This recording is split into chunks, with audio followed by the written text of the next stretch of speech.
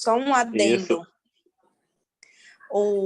Esse final de semana mesmo tinha um paciente internado, que até foi a óbito, que as meninas falaram que estava bebendo álcool gel. Então, assim, era um paciente de cirrose álcool e que estava etilista ativo e que estava em franca abstinência nesse final de semana, um paciente que evoluiu com quadro séptico. Então, a gente pega na vira e mexe, a gente pega uns casos assim na enfermaria, né? E então, super esse final jovem, de semana, com menos de 40 anos. E como tem aumentado, né? Cirrose álcool. Como tem aumentado em paciente jovem. Beleza, vai lá, Henrique. E fica à vontade aí. Ok. Assim, eu acabei até me atropelando aqui quando eu cheguei, porque eu já estava, acho que no gás para dar aula, mas meu nome é Henrique Lima, eu sou médico psiquiatra, formado em medicina pela Unifap, e fiz residência médica aqui pelo HCGV, o Hospital de Clínicas Gaspar Viana. Assim, só para dar uma explicação dessa aula, né? Ela faz parte, na verdade, dos transtornos relacionados ao uso do álcool. Só um minutinho aqui, um instantinho. Um instante. O eco que estava aqui do lado. Assim, normalmente a síndrome na verdade, dependência, né? Que é um diagnóstico sindrômico das substâncias, aí dentro dele tem a síndrome de dependência do álcool, né, como um todo, e dentro da síndrome de dependência do álcool, né, tem a síndrome de abstinência, que é algo mais agudo, assim, que é uma das síndromes, tem a intoxicação aguda, tem o uso crônico, né? Normalmente, a síndrome de dependência do álcool, ela está relacionada principalmente a um fator mais emocional e químico, né? Às vezes, por um lado, tipo esse paciente que estão falando, provavelmente deveria ter uma questão mais psicopatológica, assim, mais adaptativa, mais de comportamento do que necessariamente para fazer isso do que química, né? Já a abstinência do álcool, ela tem muita relação com o estímulo químico, né? Só voltar aqui. Vocês estão conseguindo enxergar? Porque está meio... Aqui, pelo menos, para mim, está tampadinho. Não, aqui está ótimo. Está ótimo, né? Assim, só o nosso roteiro, como é que eu vou seguir. Começar a falar sobre a abstinência como um todo. Dentro da abstinência, né, a gente pode dividir como a síndrome de abstinência alcoólica ou do álcool leve, a moderada. Normalmente a gente coloca, porque o manejo é o mesmo, os sintomas diferem assim mais em grau. A síndrome grave e o delirium tremens também, que seria assim uma gravíssima, né? Normalmente, eu até falou aí, Rafael, mas o que a gente mais atendia na HC, a gente até atendia bem, né? Principalmente na UTI cardiovascular, às vezes o paciente ele era dependente de álcool, estava fazendo uso recente, infarta, né? E ele vai direto lá para UTI cardiovascular. E é comum eles fazerem. Inclusive, talvez até mais que álcool, a gente pegava muito nesse paciente do cigarro.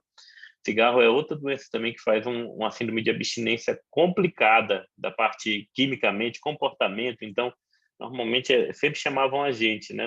Aí na Santa Casa, eu acho que não é sempre que vocês pegam um paciente assim, né? Normalmente vocês não são porta aberta, normalmente o paciente vem de outra acaba sendo muito menos frequente para a gente. Mas é bom de vez em quando pegar aí, porque realmente dá o manejo normalmente farmacológico de um paciente grave, nossa, mas é muito bom assim o resultado, sabe?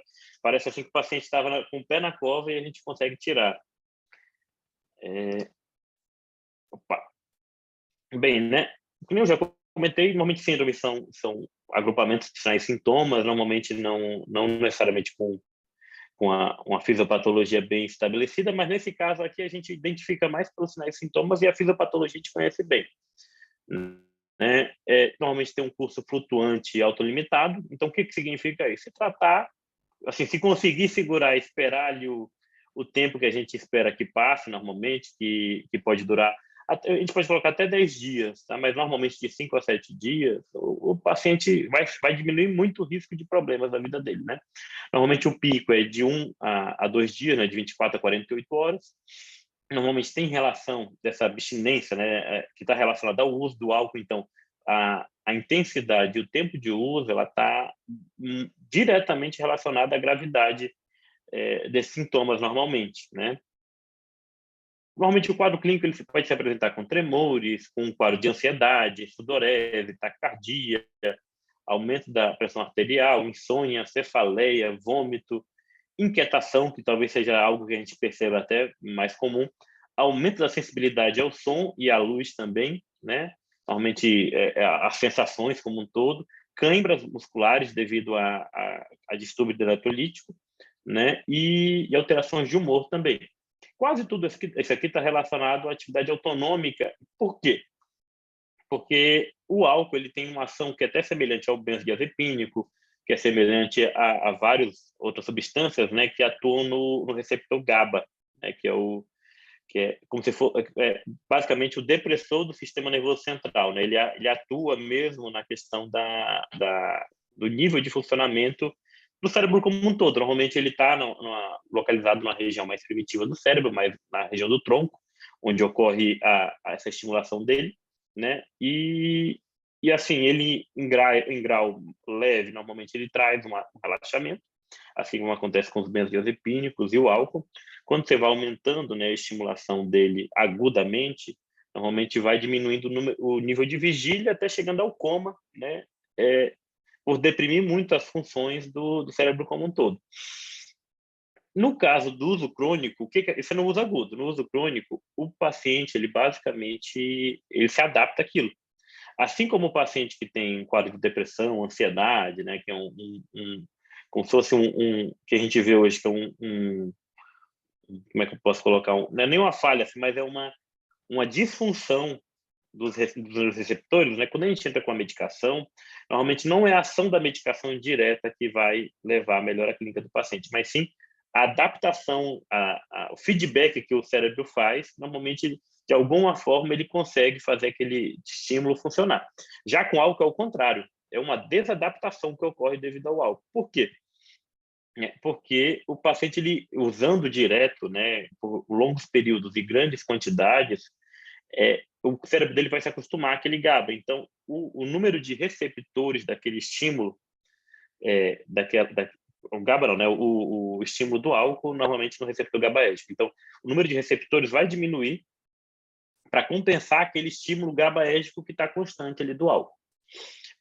Só que o que acontece? Quando esse estímulo some, normalmente o cérebro ele já não trabalha mais com aquele maquinário. Não só o neuroreceptor, mas assim como o neurônio como um todo, ele acaba que está com um limiar mais alto, né? Está com a tolerância maior. Só que sem esse GABA para conseguir balancear, né? Porque ele já fez esse feedback negativo, acaba que ele vai continuar muito alto. Então, pequenos estímulos começam a ficar irritantes, o paciente pode chegar até a ter convulsão devido a isso, assim como a gente usa, né, benzodiazepínico para aliviar a convulsão. Se o paciente o benzodiazepínico, por exemplo, ou o álcool, né, está fazendo esse limiar aumentar muito o paciente, acaba que ele pode chegar no nível que sem a medicação, se você parar agudamente, o paciente tem crise. Da mesma forma como é o álcool, né? Por isso que pode chegar em casos graves. Mas, basicamente, a fisiopatologia, de uma forma assim, mais ou menos resumida, seria essa para o que acontece na abstinência.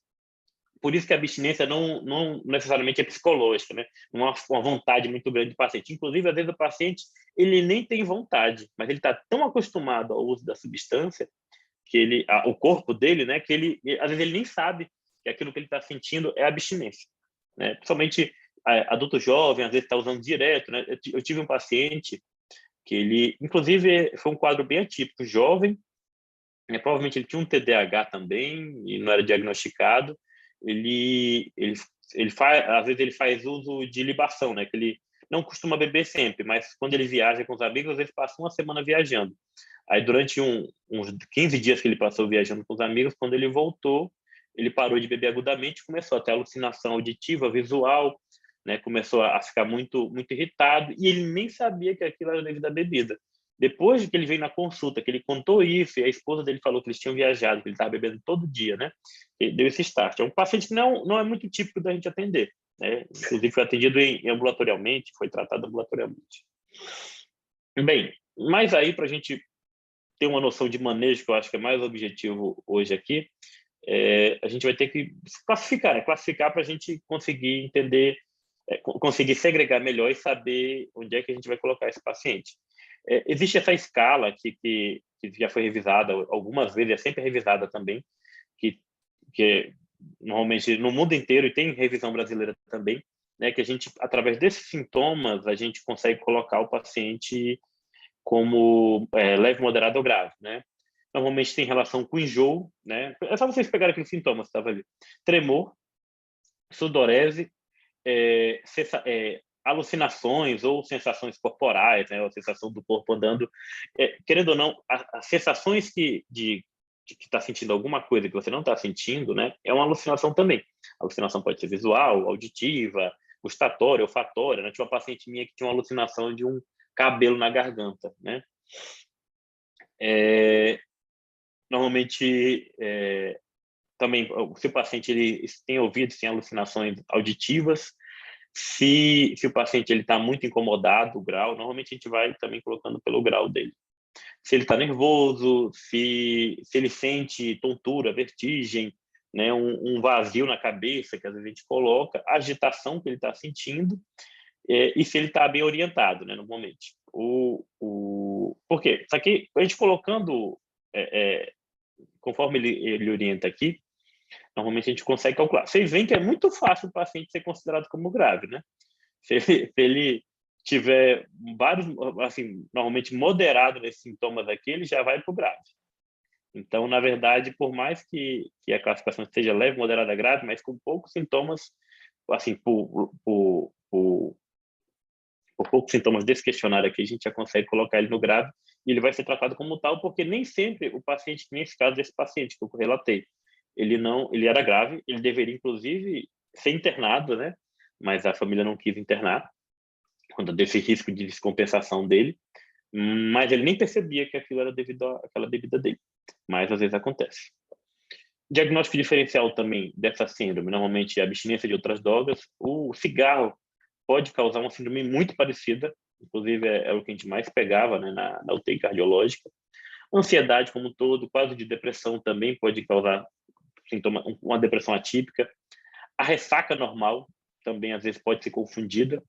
Tirotoxicose, às vezes o paciente, inclusive, ele já tinha um problema de tireoide. Esse tempo agora, até num projeto que eu atendo, telemedicina, era o paciente que eu não deveria atender por telemedicina, mas acabou indo para a gente.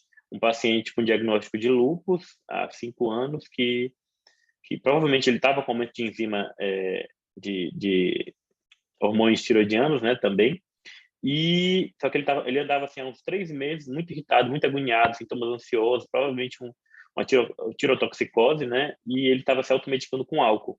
Aí quando ele percebeu que quanto ele estava bebendo cada vez mais, ele resolveu parar de uma vez. Aí ele abriu um quadro de delirium tremens também. Aí logo depois dele ser medicado, ele foi comigo, mas ele ainda estava com alguns sintomas de abstinência, tinha menos de uma semana, assim, mais ou menos. Envenenamento também, por algumas substâncias podem causar, por exemplo, com chumbinho, né? É relativamente semelhante à síndrome. Intoxicação também por anticolinérgicos, tá? Não sei se vocês chegam a pegar muito paciente, Rafael, com demenciado, com demência de Alzheimer, né? Mas ou então com Parkinson, a biperideno, a metildopa, né, em doses altas também pode fazer uma síndrome bem semelhante, sintomas, inclusive com alucinações visuais, né? Por isso que às vezes às vezes o paciente ele é muito sensível ao metildopa, né, começa a ter alucinação, daí a gente não sabe se a gente é antipsicótico que piora o Parkinson, aí vira um ciclo vicioso. O local de tratamento pode ser ambulatorial, pode ser uma internação domiciliar, um hospital-dia, ou internação em regime fechado, né? Vai depender muito da gravidade do paciente e também do tipo da rede de apoio, se o paciente ele tem outras comorbidades, né? Vai depender muito. Esse paciente, a família optou por internação domiciliar dele, mas eu orientei que ele fosse mesmo para o hospital, para urgência, né?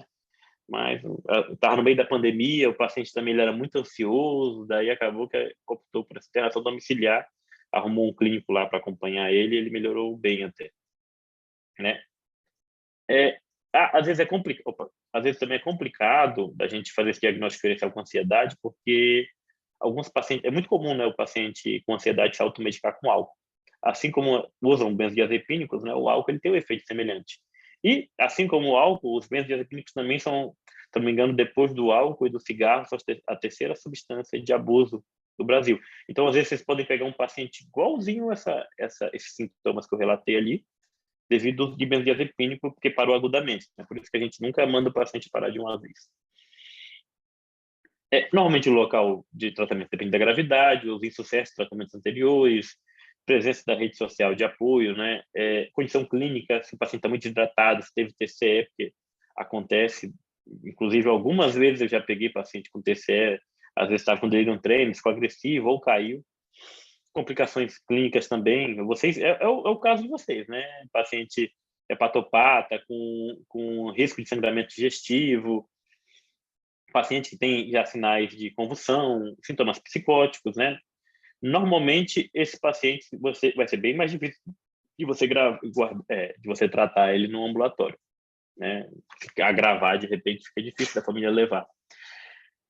Bem, começando pela síndrome leve, né, que é aquela pontuação leve ou moderada, que vai até 18 aqui na pontuação, tá? E vocês vão ver que, às vezes, para chegar em você, vai ser muito difícil chegar um paciente desse. Mas, assim, normalmente é um paciente que ele tem uma leve agitação psicomotora, tremores mais finos, né? Uma cefaleia, uma sudorese mais discreta, uma irritabilidade bem leve. Normalmente é um paciente que está consciente, orientado. Esse paciente, por exemplo, que eu atendi, ele estava redondinho, a única coisa que ele tinha essas alucinações e estava assim mais irritado, mas nem dor de cabeça ele tinha. Sem histórico de autoheteroagressividade, porque pode ser um momento de risco para esse paciente tentar suicídio, né? Uma rede social que consegue ajudar, que nesse paciente tinha uma rede social boa, a família era bem próxima, e sem complicações, né? Normalmente é um paciente que a gente pode tratar de nível ambulatorial, pode tentar, assim, nos casos mais moderados, assim, uma internação domiciliar, e o hospital dia também para avaliando esse paciente, até às vezes é um paciente que também é dependente, né? Então, os CAPs, normalmente, eles trabalham meio com a estrutura de hospital dia aqui em Belém, por mais que tenha uma internação, né? Mas, às vezes, ajuda o paciente ali a conseguir aliviar outros sintomas. Normalmente, principalmente orientar a família, porque por mais que esteja leve ou moderado, ele pode piorar ainda, né? Às vezes nos primeiros dias. O ambiente tem que ser tranquilo, pouca estimulação audiovisual. Não quer dizer que seja escuro, tá, gente? Porque também isso pode atrapalhar, assim como no paciente com delírio no geral, né? Mesmo delírio tremens, se você diminuir a iluminação, o paciente pode ficar mais desorientado. Pode acontecer esse caso ele piore. Uma dieta livre, normalmente com bastante hidratação, porque pela atividade autonômica, né, às vezes pode ter mais contração muscular, pode uma desidratação maior, perda de eletrólitos, né, um descompasso maior. O foco, normalmente, do manejo da parte farmacológica é com vitamina. Normalmente, a tiamina no início, né, tem que ser IM. A oral, normalmente, não tem uma boa resposta nesses casos, assim como prevenção, principalmente de síndrome de Wernicke e a síndrome de Wernicke-Korsakoff. Para quem nunca ouviu falar, né, a síndrome de Wernicke é aquela a tríade, né, de ataxia, confusão mental e anormalidade dos movimentos oculares. Não é muito rara nesse paciente, mesmo nos leves, né? E a síndrome de Wernicke-Korsakoff seria já um quadro mais arrastado inicial. Mas ainda assim, com essa reposição, você previne essa fase crônica, né, do paciente. Quase sempre, devido à dieta desses pacientes alcoólatras, que são a maior parte desses pacientes com síndrome de abstinência, é sempre interessante a gente fazer essa reposição, tá? Normalmente, a dose oral de 300 miligramas ao dia. Não sei se vocês têm na Santa Casa, no HC não tem, e a gente já pediu várias vezes, eles nunca, só tem polivitamínico que normalmente não consegue fazer isso aqui. Aquele soro amarelinho também não adianta, tem que ser IM, porque ele precipita muito fácil. Ele precipita não, né? Ele perde a especificidade, até esqueci o nome da palavra agora que acontece com a proteína. Mas normalmente a gente começa com intramuscular mesmo, depois que passa para o oral ali o tratamento pode ficar até por meses. Da parte mais farmacológica específica, assim, de benzodiazepínico também, que é uma dúvida que quase todo mundo tem, né? Poxa, o paciente ele é dependente químico, eu vou meter um benzo? Vai, porque aquele estímulo, aquela falta do GABA no cérebro dele está prejudicando ele fisicamente e coloca ele em risco. Então, sempre, assim, em quadro leve, se o paciente, às vezes, recusar, se tiver uma estrutura melhor, você pode até dar uma segurada, né? Mas moderado, já a gente sempre introduz. Tem que ser um paciente que a gente tem que dar regrado ali o benzodiazepina, provavelmente a família tem que estar bem orientada, né? Porque se não tiver... o paciente está com sintoma leve ou moderado, mas não tem estrutura familiar, não tem como fazer ambulatorial. Às vezes vai ter que internar mesmo. As opções que a gente tem, assim, em psiquiatria, raramente a gente usa diazepam. Mas quando a gente usa, normalmente é oral, né? Já na síndrome de abstinência alcoólica, é comum a gente usar. Uma das raras vezes que você vai ver assim uma indicação formal de benzodiazepínico.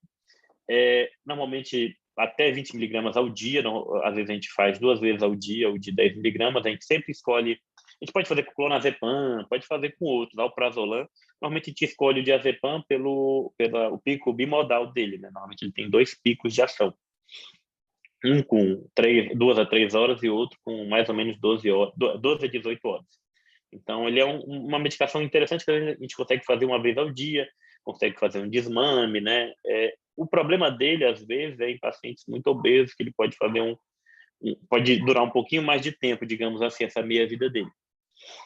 Outra opção no lugar dessa é o clordiazepox, né? Que é um dos benzodiazepínicos mais antigos que eles colocam, também tem uma ação longa.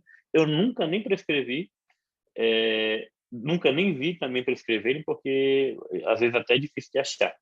Normalmente o diazepam é oral, nada de fazer diazepam intramuscular, nem é ver em paciente leve, tá? Pode dar oral mesmo com tranquilidade. Hepatopata grave, que é o que vocês atendem. É o lorazepam que não passa pelo metabolismo hepático, então não vai ficar aquele negócio aquela substância no paciente por muito tempo, né? Assim, ele vai acabar sendo excretado de toda forma.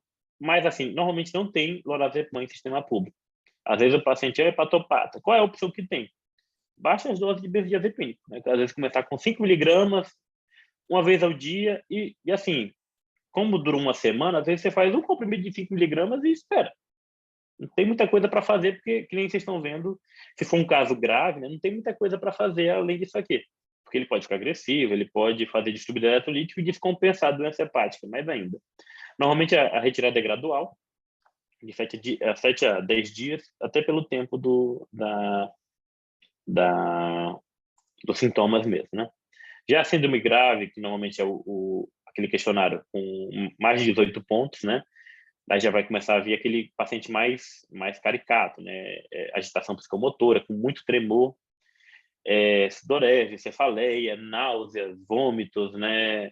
Essa questão do distúrbio eletrolítico, às vezes, pode causar isso no paciente. Pode ter alucinações táteis e visuais. Você pode ver que se o paciente ele tem, aqui na escala, cadê bem aqui? Sudorese, mas se ele tem uma sensação de inseto, né, extremamente grave, ou então está escutando vozes, está perturbado, já com esses 2 sintomas aqui já fecha como grave. Normalmente é um paciente que ele tem o juízo crítico mais comprometido, não sabe o que é real, o que não é. A rede social normalmente também. Um paciente que não está tão grave, mas a rede social não consegue dar conta, não tem muita coisa para fazer. Interação. Não dá para tratar ambulatorialmente, não dá para prescrever o paciente para ir para casa. Normalmente ele tem que ser tratado em hospital geral mesmo, não é hospital psiquiátrico, o pessoal adora encaminhar isso aqui para psiquiatria, mas nada de mandar para psiquiatria, até porque a psiquiatria é para pacientes sem transtornos clínicos, né? Isso aqui é um transtorno clínico, assim como delírio. Normalmente precisa de suporte clínico com monitorização.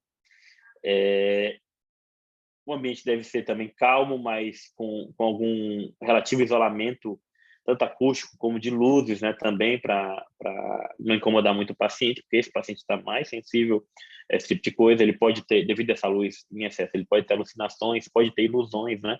Para quem não lembra a diferença de alucinação e ilusão, a alucinação é aquele estímulo que não existe, né? Como eu falei, pode ser na pele, visual, né? Ilusão é aquela confusão, tipo, é um estímulo que existe, mas eu estou vendo de forma errada. Um vulto que eu vejo um homem preto, ou então eu vou tocar em alguém e ele sente que é um corte, que alguém está furando ele. Então, pode ser considerado como uma ilusão. Normalmente, a alimentação tem que ser bem mais leve. Se o paciente, até para a gente evitar, né, se o paciente ele estiver meio confuso, a gente evita a alimentação, deixa às vezes ele em jejum algum tempo por conta de broncoaspiração, que é uma causa importante de morte nesses pacientes. A alimentação é leve, mais se ele aceitar e se vocês não verem dificuldade. Ou às vezes ele pode achar que aquilo que vocês estão dando pode ser veneno, né, devido aos sintomas psicóticos dele.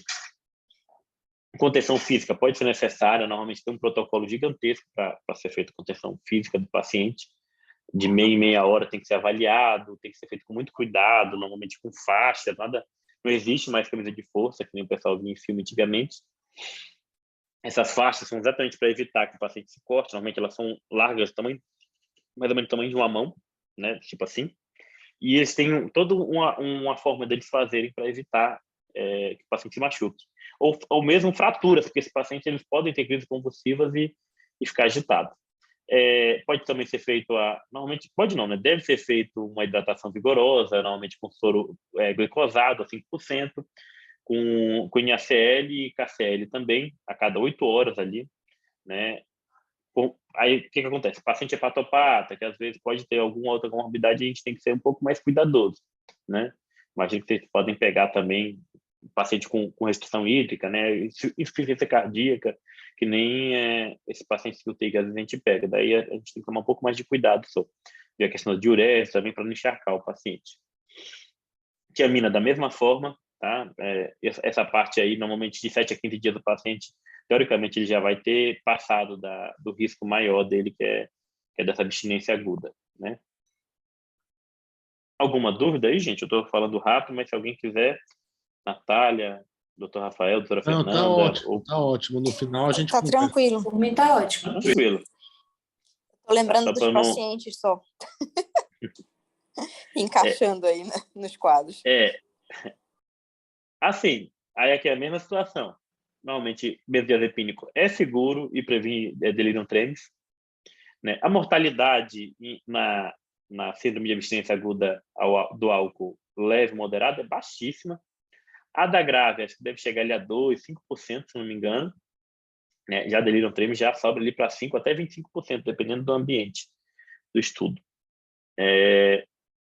Normalmente, o manejo com os benzodiazepínicos, né, tem que ser baseado de hora em hora no paciente, porque é um paciente que, se ele está com síndrome grave, é um paciente grave mesmo, é uma emergência, tanto é que ele vai para o hospital, né? Ele fica internado.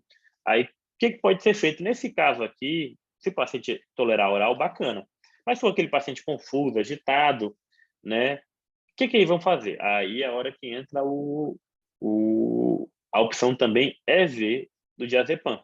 Tá? Normalmente, a gente faz no máximo 10 miligramas, lentamente, sem diluição, vendo, assim, com suporte ventilatório ali, tem que ter tubo. No HC é muito raro a gente fazer isso aqui por conta disso, né? Faz mesmo quando não tem outra opção. Faz, às vezes, na UTI, quando chamam a gente para avaliar paciente. Devido a esse risco. O diazepam, por incrível que pareça, ele tem um risco de o paciente rebaixar maior do que o midazolam, né? Ainda mais para a gente, principalmente IM. IM, ele tem uma absorção mais errática ainda, porque o diazepam, a gente fala desses 2 picos, né? Mas assim, como eu falei, ele é lipossolúvel.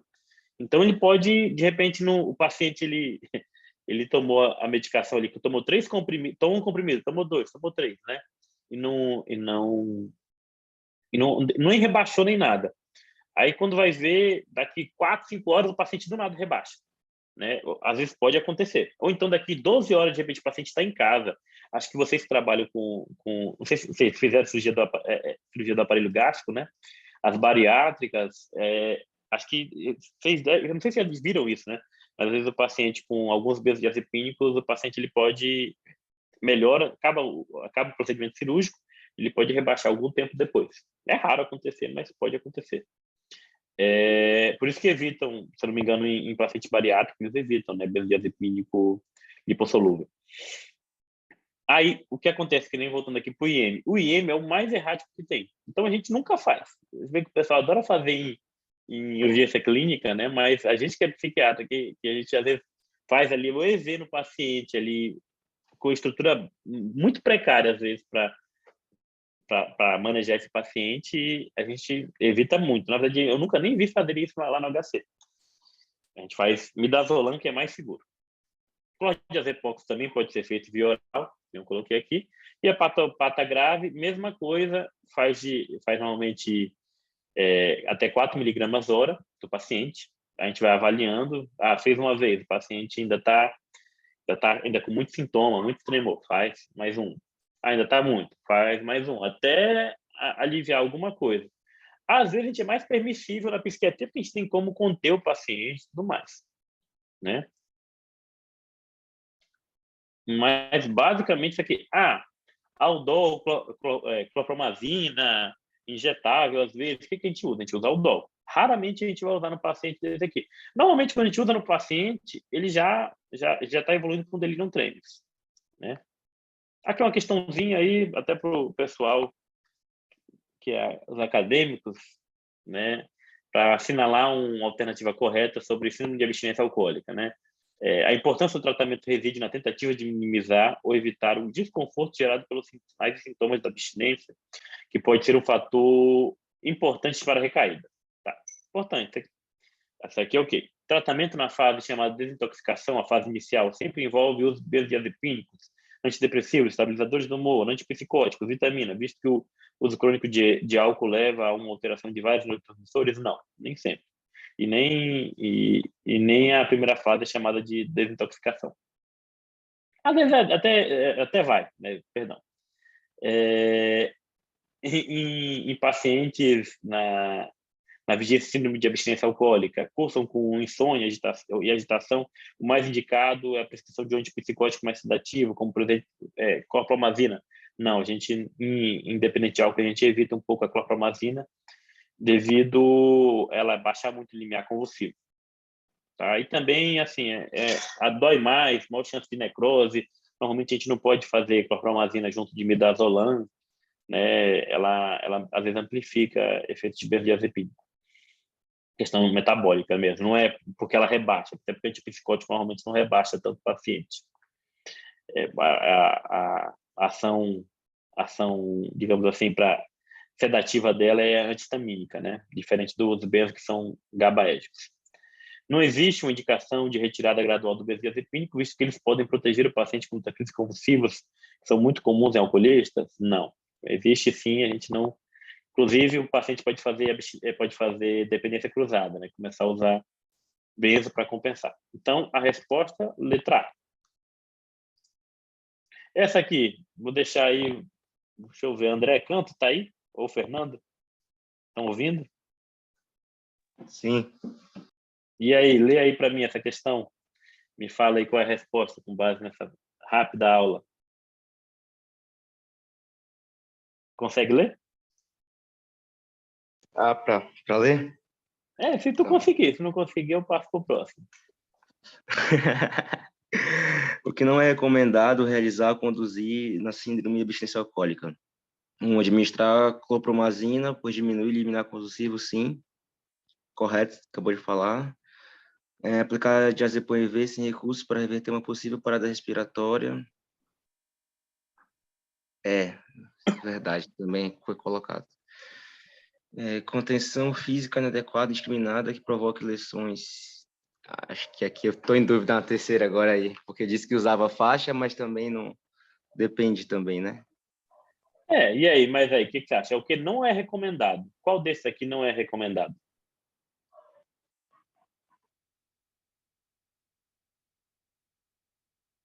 A2. Os 3, na verdade. Oi? Porque, na verdade, a contenção física inadequada e indiscriminada, ela não é. A gente evita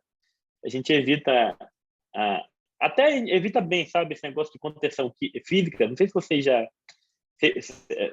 acho que tá na liga, né, Fernando, também? A questão do movimento antimanicomial, né? Uma vez eu estava até num congresso deles aqui, que teve dentro do HC. Normalmente eles são, aqui no Brasil, o movimento antimanicomial tem muita gente que tem muitos motivos para lutar contra mesmo, né? no mundo. Aqui no Brasil já é um negócio assim que tem gente, tem, mas eles são muito mais extremistas do que o movimento mundial. O movimento mundial ele não prega muito esse negócio de ser contra 100% essas medidas. Aqui no Brasil eles são muitos. Então, uma vez tinha até um ex-paciente que falou que ele foi amarrado, que ele se sentiu muito mal nesse congresso, devido a essa contenção. Então, normalmente é algo que a gente evita muito. Aqui no HC o pessoal usa meio discriminado porque não tem como segurar os pacientes. Mas a gente evita muito mesmo aqui. Então está correto. Assim, na verdade, não é recomendado mesmo. Então, as 3 não são recomendadas. Porque você não vai administrar com a promazina, não vai aplicar diazepam e sem recurso e não vai ficar contendo todo mundo indiscriminadamente. É porque é meio confuso essas questões negativas. Quando é negativo assim, sempre a gente deixa. O doutor Bruno, que é preceptor de vocês ainda, eu acho, ele adora essas questões aí. O Bruno Torrino. Quando eu faço questão de prova para residência, eu sempre ponho uma dessa também. A paz dele era pior, que era só pegadinha. Toda vez. Ele é super gente boa. Eu adoro ele, mas as provas dele era tipo assim, 20 questões só de pegadinha. Essa aqui é uma das que deixa confuso, esse negócio de questão negativa. Qual é o sintoma menos comum? Nossa, é horrível. Dentro da frente. Agora, o delirium tremens, né? Seria o mais grave que a gente tem, que é aquilo que mais preocupa a gente devido ao potencial risco fatal de morte, né? Que chega até 25%. Normalmente é a forma mais grave, que seria ali como é que eu posso falar? Se aquele paciente que tem, normalmente são pacientes etilistas graves, né, que já estão muito neurodesadaptados com o uso do álcool. Então, assim, tem muitas áreas do cérebro que estão disparando desnecessariamente, né? Por exemplo, essa questão das alucinações, normalmente são disparos inadequados, né? A falta de juízo crítico. Então, esse paciente, normalmente, ele fica também com excesso de dopamina, assim como acontece nos pacientes com esquizofrenia, né? Normalmente também começa de 1 a 4 dias do início da síndrome, então, por isso que a gente previne com os Bs, às vezes o paciente está leve, ele vai evoluindo para grave. Quando vê, você pensa, ele vai melhorar agora, não usei benzo, é aí que ele começa a piorar mesmo. Fica agitado, tem que ser contido, a família não segura mais, né? Normalmente é um quadro considerado uma psicose orgânica, né? Que dura também, é reversível, que pode durar 2 a 10 dias. Por que dura um pouquinho mais? Porque é um quadro mais grave, normalmente são pacientes que não foram tratados ali e podem perpetuar aqueles sintomas. Aquele distúrbio eletrolítico, né? Aquela irritabilidade. Ou seja, o cérebro ele não consegue se readaptar corretamente. Normalmente deve ser tratado no ambiente de hospital geral e bem monitorado, sinais vitais, exames laboratoriais, porque pode fazer rabdomiólise, pode fazer um monte de coisa. É um quadro de confusão mental adulto, como qualquer de confusão mental aguda, como qualquer quadro de delírio, tá? O que é a confusão mental? Normalmente é um rebaixamento do nível de consciência, ou seja, o paciente com esquizofrenia, normalmente ele não tem rebaixamento do nível de consciência e ele perde o juízo crítico. Esse paciente, por ele estar rebaixado, ele não consegue interpretar corretamente as coisas, né? Mas se você disse que normalmente o limiar está aumentado, como é que ele está rebaixado o nível de consciência? É porque, na verdade, já está dando uma disfunção. Você lembrar que às vezes pode... É como se fosse um quadro inflamatório, digamos assim. Toda inflamação tem disfunção.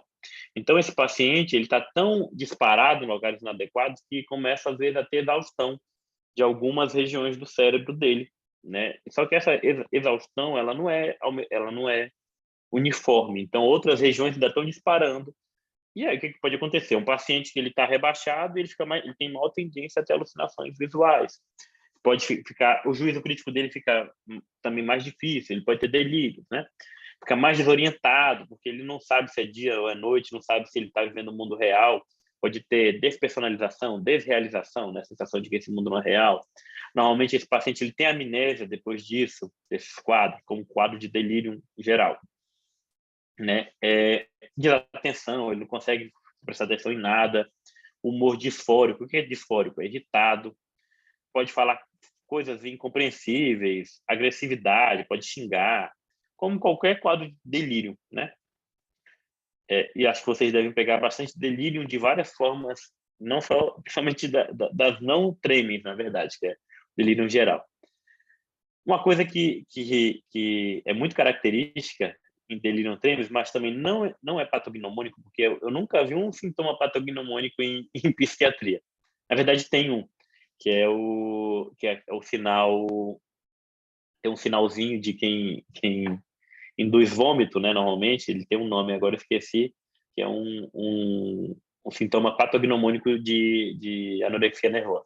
Mas, assim, tirando isso, vocês nunca vão ver. Alucinações táteis e visuais nem sempre estão presentes, mas elas estão muito mais presentes do que num quadro de esquizofrenia, num quadro às vezes, de substâncias como um todo, né? É muito comum. Especificamente do álcool, o paciente ele pode ter alucinações que a gente chama de microsopsias. Micro, pequenos ou animais, psias, eu não lembro o que é, mas que são pequenos animais que o paciente ele começa a ter alucinação. Podem ser aranhas que estão andando pelo lugar. Uma coisa que é muito comum, às vezes a gente vê, o paciente fala que ele vê o capeta, né? Mas isso eu acho que em quase todas as alucinações visuais. Lembrar que a alucinação visual não é comum em esquizofrenia. Então, se vocês pegarem um paciente com alucinação visual, tem que lembrar sempre de transtorno orgânico, entre eles o delirium tremens, né? O paciente, devido às microsopsias, ele pode evoluir com agressividade, né? Achando que ele está sendo infestado, ele pode ter um delírio de infestação, porque ele tem alucinações táteis também, então ele pode sentir que aquilo está dentro da pele dele. Não sei se vocês lembram daquele filme da múmia, daquele escaravelho que andava embaixo da pele. Lembra um pouquinho isso, aparentemente, o que eles sentem. Outra coisa que também é um sinal que pode acontecer, que é a alucinação, que é o sinal de Sampaio, né? Que é uma alucinação filamentar induzida. O que é isso? Eu finjo que eu tenho um fio na mão e o paciente ele tenta pegar. Mas isso pode acontecer no delírio geral. Ou então eu finjo que de repente eu induzo ele a ter bichinhos nele também, assim. De repente com luz, eu pego, tipo gato, tipo um laserzinho, se eu colocar nele, ele pode achar que aquilo ali são animais no corpo dele, pequenos, normalmente insetos. Um diagnóstico diferencial, às vezes, a diferencial assim, ajuda, né? Com dependente de benzodiazepínico, né? As alucinações mais típicas não são as mais comuns, mas assim, aquelas que lembram mais os benzodiazepínicos são as liliputianas, né? Que são pequenos homenzinhos. Eu já atendi pacientes que tinham essas alucinações com pequenos homens. Né? Você vê até aqueles pacientes, aquela história do absinto, que a pessoa ela tem alucinações com fada, né? Mas não, a fada é um pequeno ser humano. Eu tinha uma paciente também que ela via pequenos ETzinhos por aí, mas pode acontecer, é raro, tá? Mas essa alucinação induzida a gente consegue fazer nos pacientes.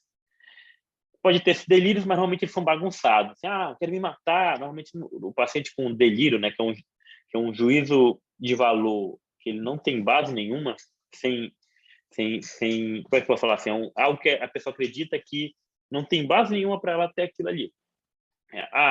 Minha mulher está me traindo porque o cachorro do vizinho está latindo. Normalmente essa aqui é menos ainda sistematizada. Essa ainda seria um sistema, né? O cachorro latiu, então ele fez uma relação. Normalmente isso aqui, querem me matar. Por que quero me matar? Não sei, só querem me matar. Manejo, né? Tratamento como um todo. Normalmente é bem semelhante ao delírio tremens grave. O que vai entrar mais aqui? O aldol já está mais presente, né?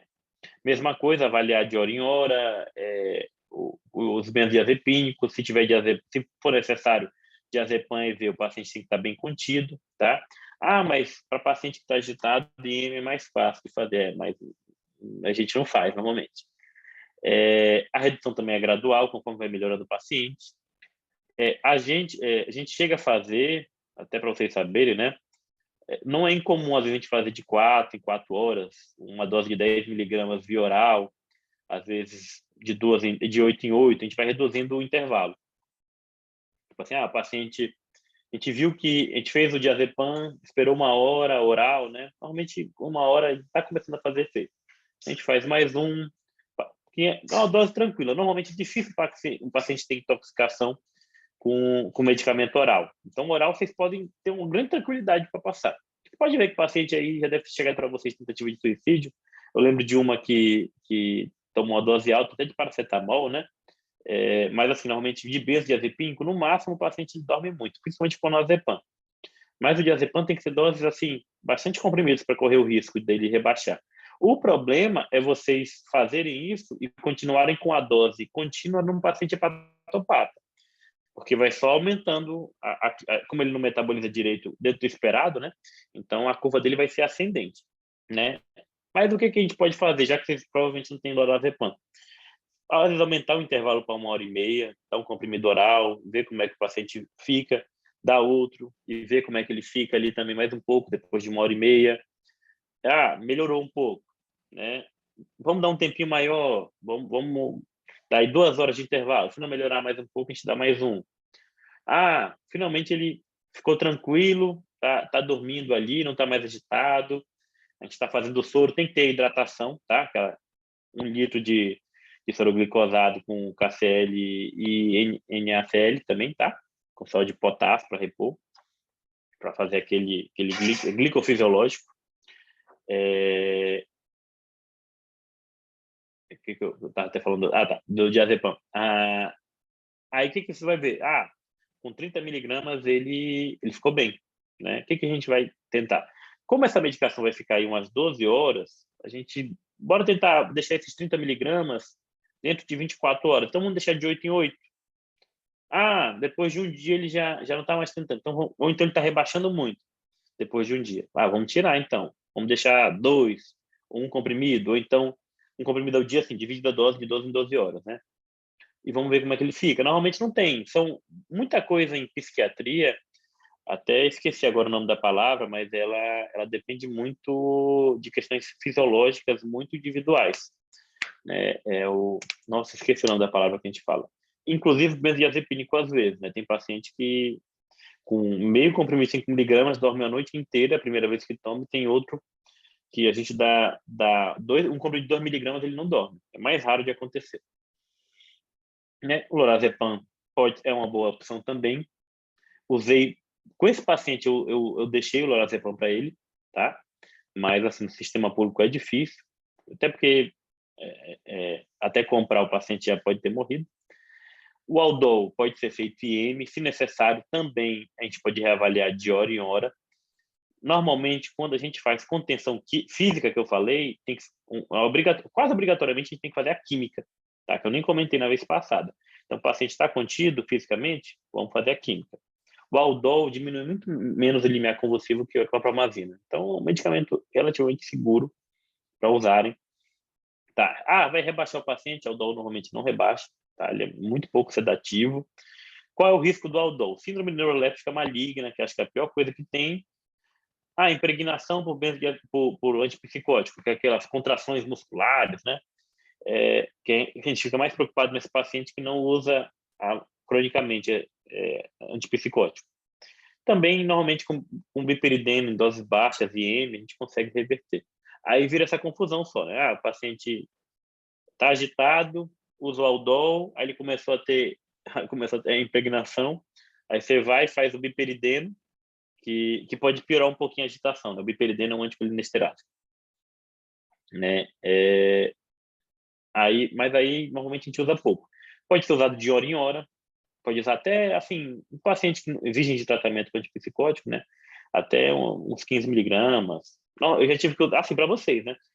Mais que isso, é bom que o paciente, assim, às vezes pedir a opinião de alguém que tem mais experiência, às vezes na UTI e tudo mais, ou ter uma retaguardinha para evitar essa síndrome neuroléptica maligna. Mas é muito raro. A gente costuma fazer tranquilamente em um paciente dependente químico 20 miligramas, somente que alguns já têm sintomas psicóticos devido ao uso da substância, independente da abstinência, né? Mas, assim, 20 miligramas num dia, IM no início não é incomum, mas a dose tipo assim, de manutenção, a gente faz normalmente 5 miligramas de 12 em 12. E vai reduzindo também gradualmente esse paciente, porque ele não é esquizofrênico, não é psicótico em si, ele está só numa psicose aguda ali. Assim como a gente faz também no delírio geral, tá? É bem semelhante, tirando os benzodiazepínicos. Hidratar sempre necessário, reposição vitamínica do mesmo jeito, tá? 300 ml, faz IM, 7 a 15 dias, depois passa para 300 miligramas dia via oral. Aí, deixa eu ver quem é que está aqui. Evelyn, está aí? Para ler essa última questão. Tá me ouvindo? Tô sim. Leia aí. Beleza.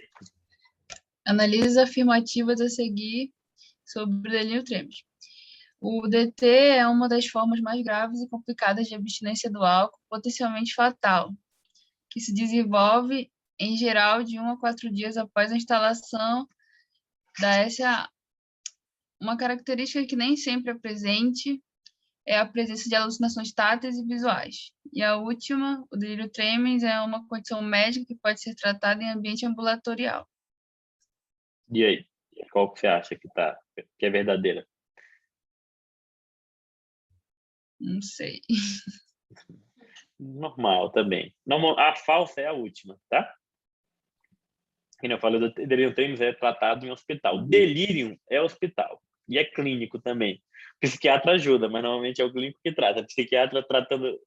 No máximo, ele vai dar um apoio moral. Ali, olha, a gente faz isso, mas é na UTI ou na enfermaria clínica geral.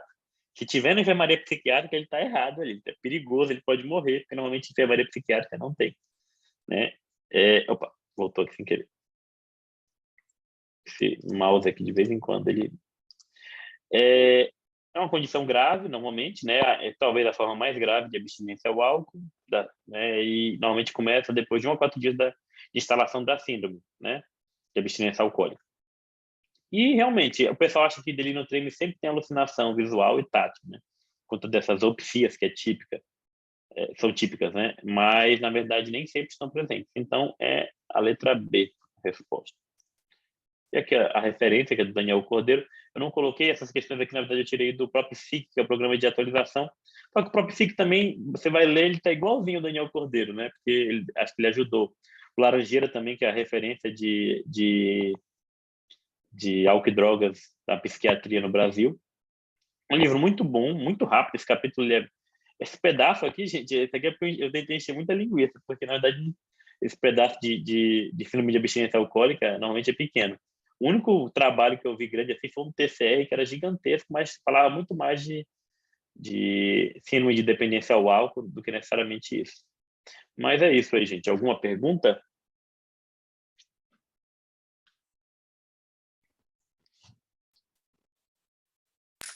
Ai, Henrique.